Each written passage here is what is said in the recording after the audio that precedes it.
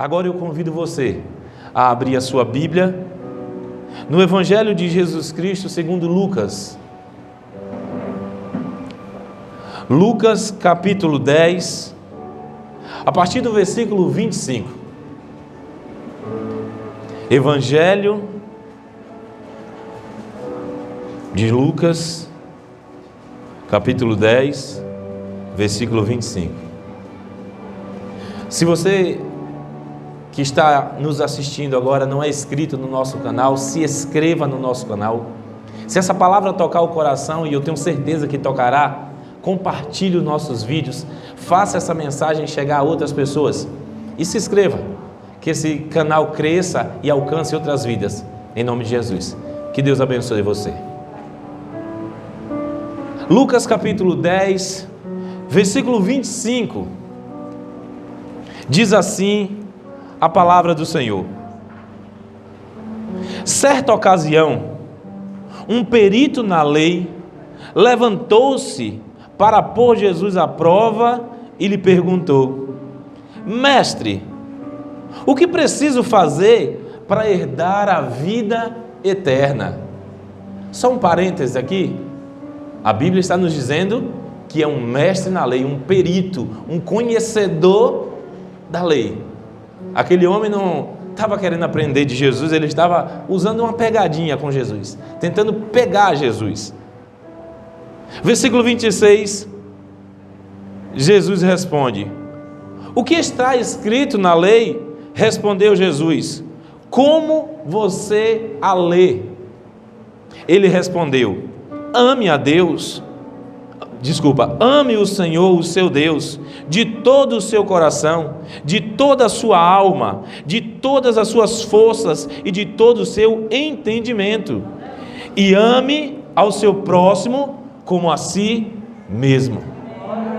Disse Jesus, respondeu corretamente: faça isso e viverá.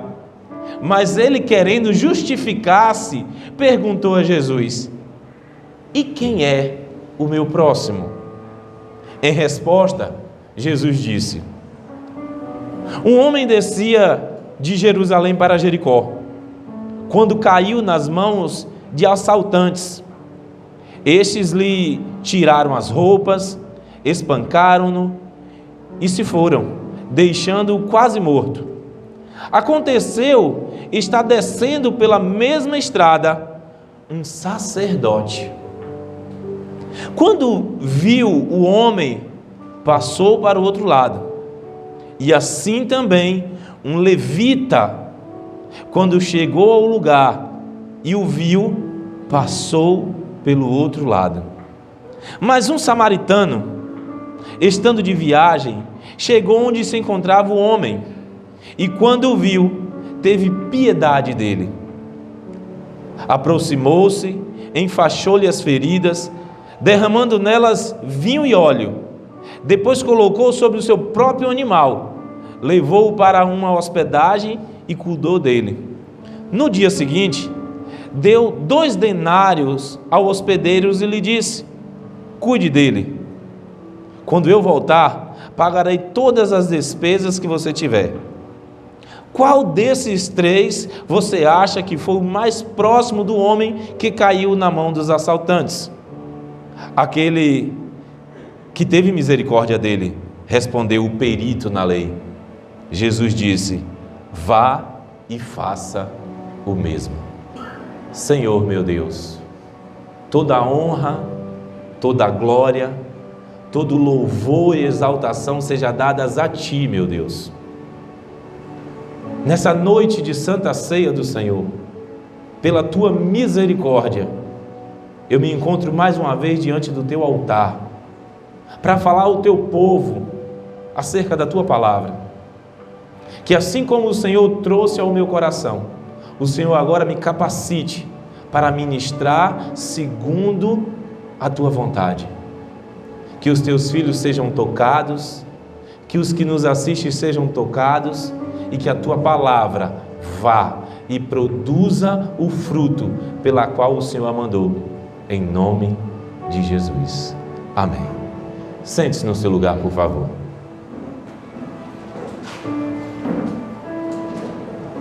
Eu fiz questão de dar ênfase na leitura quando a palavra diz que um mestre na lei, um perito, melhor dizendo, que um perito na lei perguntou a Jesus o que a lei falava para que ele pudesse herdar a vida eterna.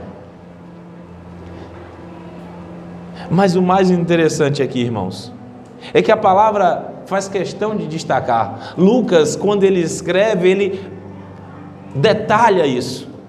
Aquele homem quis tentar pegar Jesus. Ele tentava, com a sua pergunta capciosa, derrubar Jesus.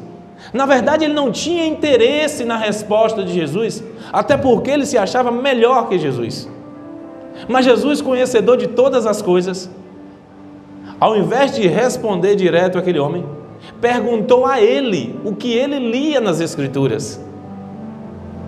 E por ele ser um perito, um conhecedor, ele de pronto respondeu: amar a Deus acima de todas as coisas, com todas as minhas forças e todo o meu entendimento, e ao meu próximo como a mim mesmo.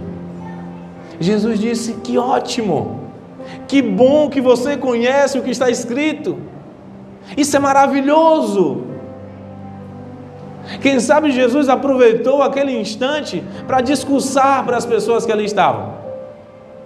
Esse homem falou exatamente o que está escrito na palavra, dizendo que para herdar a vida eterna é necessário amar a Deus acima de todas as coisas, mas precisa também amar ao seu próximo como a si mesmo. E quando aquele homem, certamente inflado pela sua prepotência, aquele homem inflado pela sua arrogância, pela sua autossuficiência, por ser um conhecedor da palavra, achava que Jesus estava colocando ele lá em cima, como a gente diz, gabando ele. Jesus traz uma parábola que quebra aquele homem. Na verdade, a parábola que Jesus conta, irmãos, coloca aquele mestre da lei entre a cruz e a espada, literalmente. Jesus começa dizendo: olha, deixa eu voltar aqui. Um homem descia de Jerusalém para Jericó, quando caiu na mão de assaltantes. Eles lhe tiraram as roupas, espancaram-no e se foram, deixando quase morto. Aconteceu, está descendo de Jerusalém, na mesma estrada, um sacerdote. A nossa mente é muito rápida, e certamente quando Jesus disse um sacerdote, aquele homem deve ter pensado maravilhas, porque se tem um povo que tem um orgulho dentro de si, não um orgulho ruim, por servir a Deus, por cuidar das coisas de Deus, é o judeu. E o sacerdote era alguém muito respeitado, o rabino, um mestre na lei. E quando Jesus traz a figura de um sacerdote na sua explicação, certamente aquele homem se encheu de alegria. E o seu orgulho foi mais inflado, até Jesus dizer: e ele se aproximou daquele homem e desviou-se dele, e nada fez. Aquele homem, um sacerdote, um conhecedor, alguém que estudava a palavra e tinha conhecimento, profundidade no seu conhecer da palavra, viu alguém precisando de ajuda e fingiu que não viu. Mas aí, alguém pode me dizer: pastor, mas ao sacerdote era proibido pegar em morto, pegar em sangue, e aquele homem foi segundo a lei. Pois é. Ele era proibido, porque se ele pegasse em um morto, ou pegasse em sangue, em uma situação daquela, ele precisava ficar por uns dias, por um período, para ser purificado. Não significa que ele não voltaria a servir, mas por ele ser um conhecedor da palavra, ele tinha obrigação de cuidar daquele homem, porque ele conhecia e a palavra diz que ele precisa amar o próximo como a si mesmo. E se ele vê o próximo ferido, machucado, quase morto, ele precisava fazer alguma coisa, mas ele preferiu seguir o seu caminho. Mas Jesus continua dizendo que também, pelaquela estrada, no mesmo instante, vinha descendo um levita. Irmãos, quando a palavra diz descendo, não é só no sentido, estava indo em direção, não, é porque é uma descida mesmo. Uma está mais alta que a outra, Jerusalém e Jericó. E certamente, aquelas estradas romanas tinham poucas curvas, e certamente o levita estava vendo o sacerdote indo na frente, e percebeu toda a movimentação do sacerdote.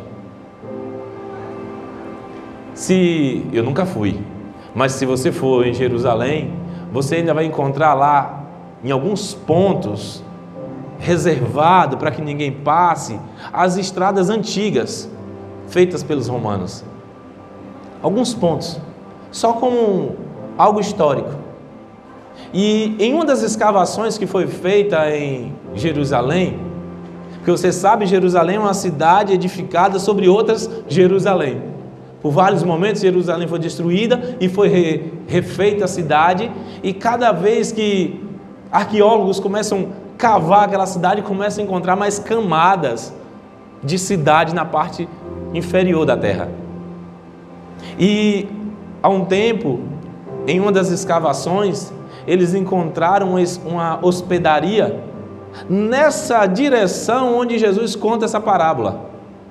E talvez essa parábola contada por Jesus tenha sido algo que aconteceu. Eu disse talvez. Mas lá há ainda restos de uma hospedaria na direção onde passava a estrada de Jerusalém a Jericó. Mas aquele homem, voltando aqui à palavra, aquele homem diz que o levita se aproximou, quem sabe deu uma olhadinha e também desviou-se e nada fez pelo aquele homem. O levita, irmãos, era aquele responsável por fazer o culto acontecer. As coisas do culto, os cuidados com as coisas do culto, era o levita que podia manusear todas as coisas. Hoje temos os diáconos, pessoal do PPTO, que ajuda na organização do culto. Naquela época, era o levita quem era responsável por essas coisas acontecer. Então, era alguém envolvido no trabalho do templo. Teoricamente, um conhecedor da palavra. Mas o que Jesus diz? Que aquele homem desviou-se e nada fez pelo homem que estava ferido. Mas quando eu disse, Jesus, ao contar essa parábola, colocou aquele perito na lei entre a cruz e a espada. Agora Jesus traz o terceiro personagem nessa parábola e diz: mas um samaritano, estando de viagem, chegou onde se encontrava o homem. Irmãos, o samaritano era odiado pelos judeus, porque na verdade o samaritano é uma parte do judeu que se misturou e eles não consideravam. Eu convido você para ir até o Evangelho de João, capítulo 4, versículo 9. João 4, 9, diz assim: a mulher samaritana lhe perguntou: como o Senhor, sendo um judeu, pode me pedir pode pedir a mim, uma samaritana, água para beber. Entre parênteses está dizendo assim: pois os judeus não se dão bem com os samaritanos. Era sabido por todos, irmãos. Todos já sabiam que havia essa rixa entre os dois. Lendo, já era umas 2 da manhã de ontem para hoje, eu meditando nessa palavra, e eu lembrava da minha infância. Na minha infância, tinha os times dos bairros, das ruas, né? Irmãos, eu morava entre o bairro do Andaiá e o bairro do São Benedito. E quando encontrava o time do Andaiá com o time do São Benedito, eu não gostava nem de assistir o jogo, porque era capaz de quem está assistindo apanhar também. Era pancadaria para todo lado. Se deixasse era perna quebrada, pescoço fora da cabeça, e era uma loucura. E quando na minha rua também começou a criar uma rixazinha. Era a Maria Preta, que é a rua que eu morava, com a Baixa. A parte baixa do bairro, fizeram um time lá. Quando os caras da Baixa subiam cá para o campo da rua da gente, meu Deus do céu, que confusão. Eram os samaritanos e os judeus, quando se encontravam em um baba. Eu lembrava disso e dava risada. Digo, Jesus amado. Eu lembro que um dia jogando bola, estava eu na lateral do campo e o cara que estava do meu lado quebrou a perna. Irmãos, eu quase continuo correndo para casa, de medo que eu fiquei, porque eu estava jogando com os caras do time do Andaiá, e o cara que quebrou a perna no lance comigo, era só Diabo Louro o nome dele, mas ele quebrou a perna, foi num lance sozinho mesmo, pisou em uma pedra e torceu, foi uma loucura. Mas eu lembrava disso, parece engraçado, mas nesse fato aí de adolescentes, isso passa. Mas entre judeus e samaritanos, meu Deus, se um samaritano chegasse num restaurante e comesse, aquele prato não poderia ser colocado no mesmo lugar onde um judeu ia comer depois. Era assim a guerra entre eles, a guerra ideológica, porque uns diziam que o lugar santo de adorar o Senhor é aqui, e outros diziam, não, é aqui. Aí, lá em João 4, se você ler, você vai ver isso. Voltando, aquele homem certamente sentiu seu coração disparar no peito. Jesus começava a dizer que o samaritano parou para ajudar aquele homem que estava ferido. E Jesus traz toda a sua narrativa, e quando termina de narrar aquela história, olha para o mestre da lei e diz, para você, quem foi o mais próximo do homem ferido? Ele não tinha outra coisa a dizer senão o samaritano. Aí Jesus disse, vai e faz o mesmo.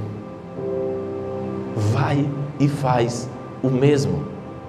Jesus comparou aquele homem, fez com que aquele homem entendesse que para ele entrar no reino dos céus, ele precisava ter uma atitude semelhante ao do samaritano, alguém que ele odiava.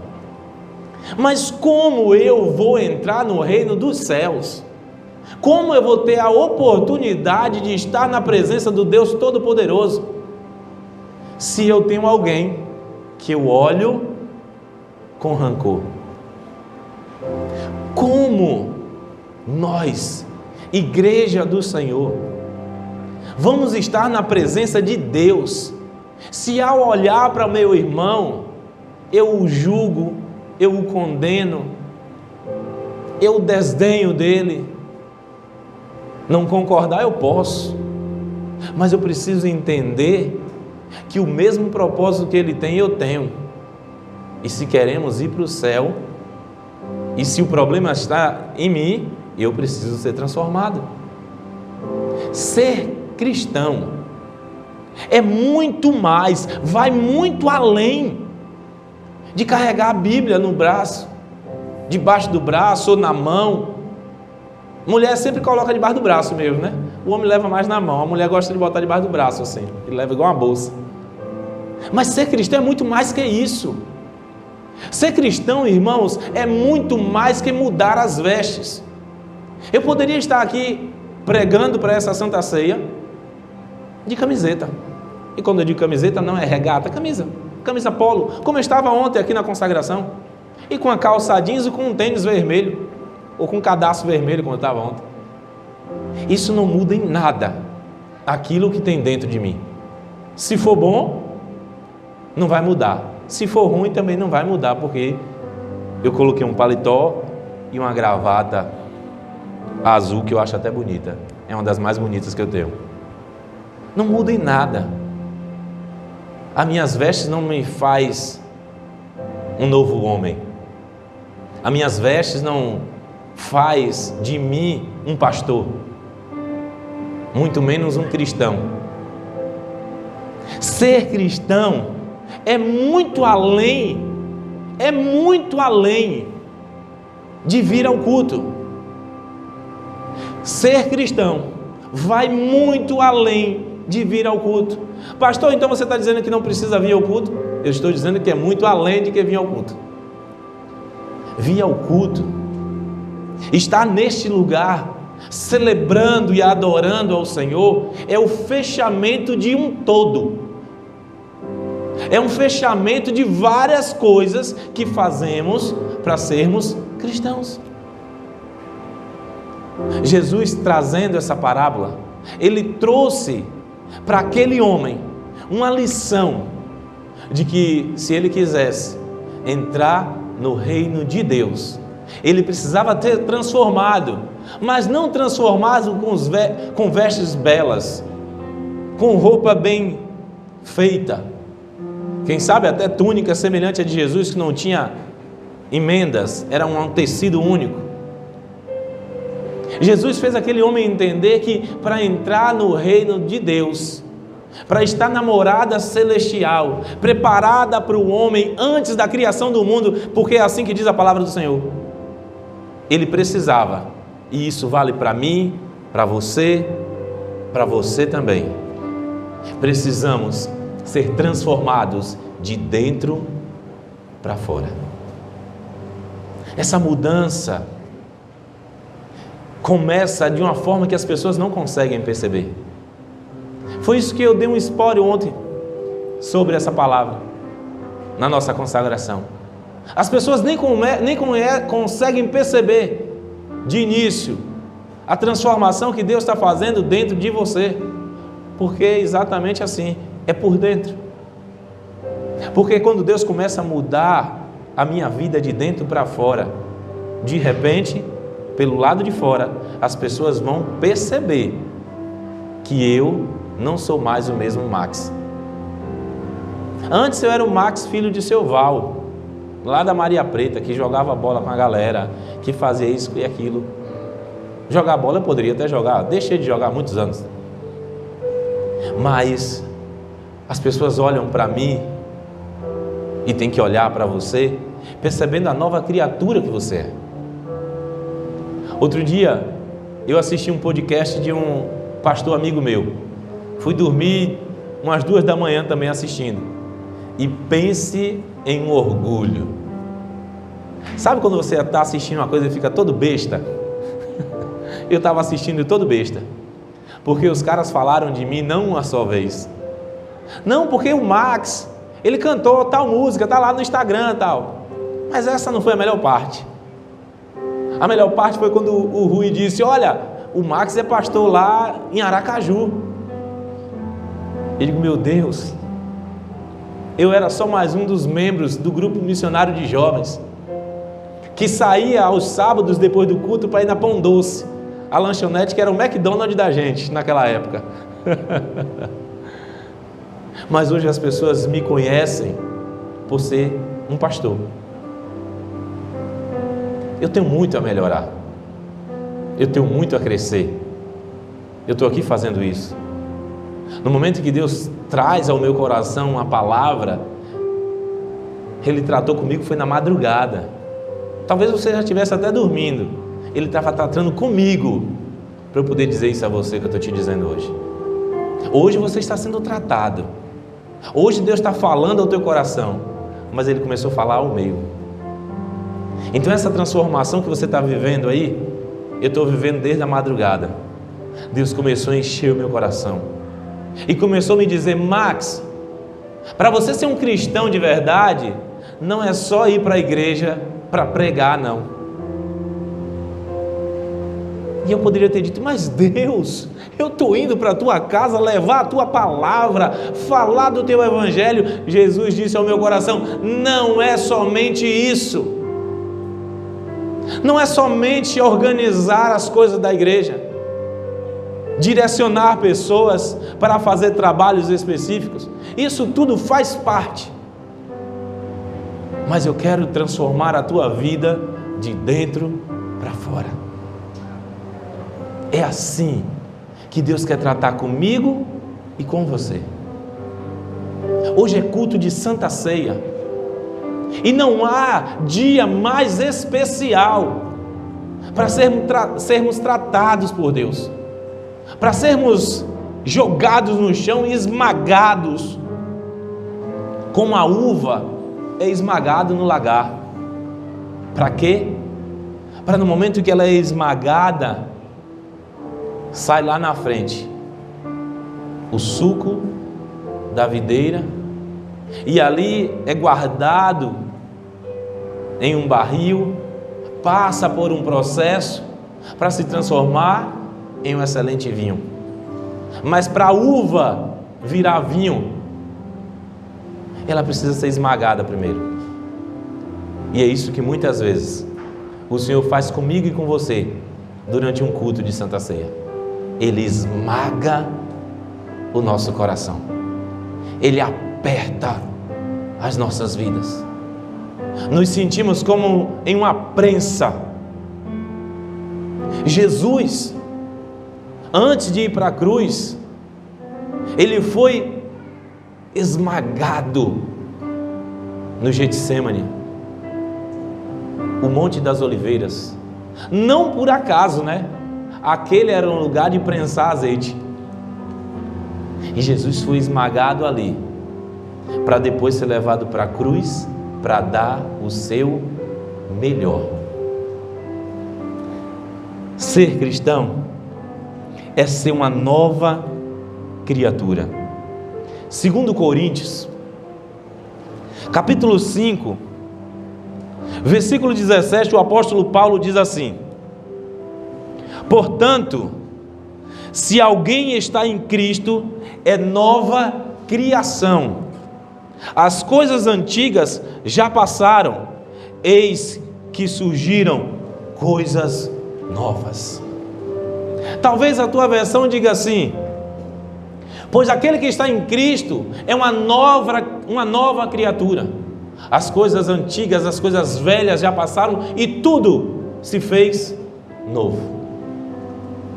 Deus quer fazer de mim e de você um novo homem, uma nova mulher, um cristão de verdade. Jesus, ao concluir a sua mensagem falando do samaritano, Ele trouxe para mim e para você. Jesus, quando olhava no olho daquele mestre na lei, Ele via você. Ele via você. Ele olhava para o teu coração, e Ele sabia que um dia essa palavra ia ser ministrada e você estaria sentado neste lugar ouvindo, porque Deus queria fazer de você um cristão melhor.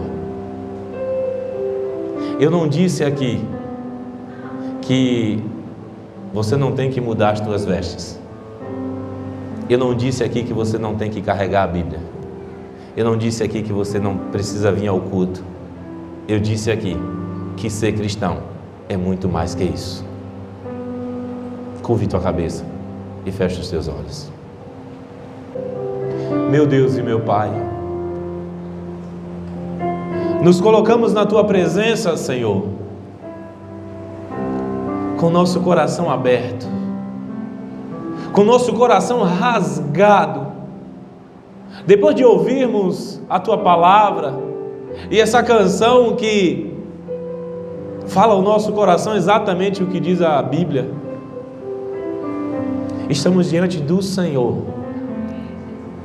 te pedindo em nome de Jesus, meu Deus, que o Senhor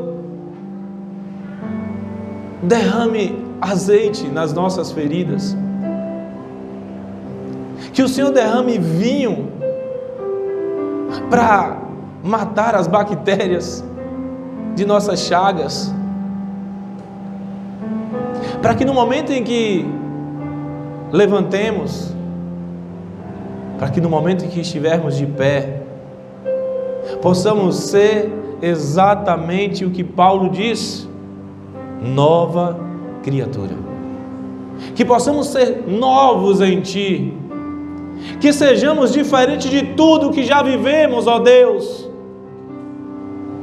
que possamos de fato ser um espelho que reflete a Tua imagem. Ser cristão, meu Deus, é ser uma réplica de Jesus. Cristão quer dizer pequenos cristos. E se recebemos esse título, precisamos fazer jus a ele. Mas o que temos, Senhor, a oferecer a Ti em troca dessa transformação? Nada. Mas a Tua palavra diz que mesmo não tendo nada para oferecer, se o nosso coração estiver voltado, adorando, se tivermos com o nosso coração em Ti, o Senhor vai parar na Tua caminhada e vai cuidar de nós, assim como o samaritano cuidou daquele homem. Vai curar nossas feridas, e com esse tratamento o Senhor nos fará novos em Ti, prontos para estender a mão a outros,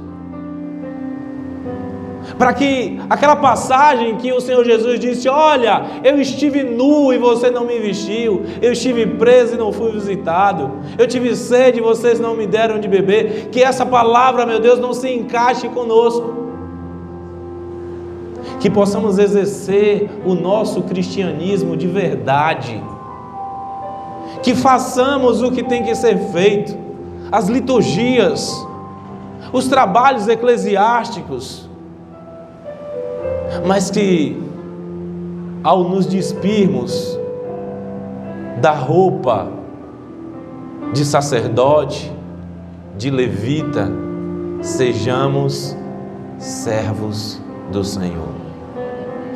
Que ao despirmos, meu Deus, a roupa que nos identifica, o rótulo que nos é dado, que no íntimo, que no nosso secreto contigo, possamos abrir o nosso coração sincero diante de Ti, e que o Senhor contemple um homem novo, uma nova mulher, com o coração transformado, com atitudes corretas, atitudes de cristãos, que as pessoas possam olhar para mim e para cada um dos que me assistem, dos que estão aqui na igreja, e possam ver Jesus, que sejamos espelho, refletindo a Tua imagem. Que em nome de Jesus, o Teu povo possa viver uma vida cristã de verdade. Você é espelho que reflete a imagem do Senhor.